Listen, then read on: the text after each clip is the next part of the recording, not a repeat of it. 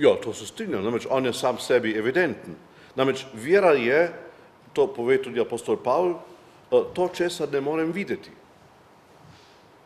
Tega ne smemo zamenjati z evidentnostjo. Namreč evidenca je duhovni uvid stvari.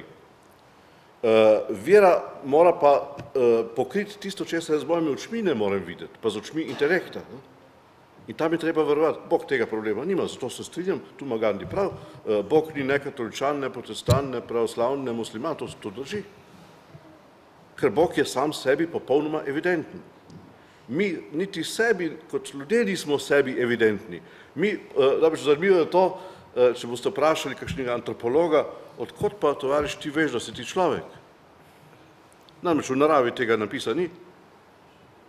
Homo sapiens sapiens, to je uradna definicija človeka, tega ne boste, ko se dojenček rodi, tega listka nima. Ko človek umre, dobi listek na palc, če ste že videli, da je mrtvega človeka. Ko se pa rodi, pa prije brez listka. Odkot mi vemo, da je to človek? Da to ni samo opica, ki se brije in ki zna z računalnikom delati.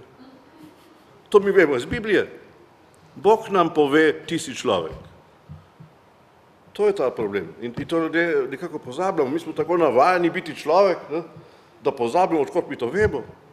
Kajti narava te informacije nima. V naravi te Če bi mi samo po naravi sklepali, smo mi samo nekoliko bolj inteligentna žival v določenih pogledih, ne vseh. Ta specifika, da smo mi nekaj, vendar je totalno druge, čeprav imamo zelo podobno telo, mi marsikaj funkcionira zelo podobno, imamo podobne instinkte in tako naprej, ampak vendar je med nami prepad in ta prepad, to je informacija, ki prihaja iz Biblije.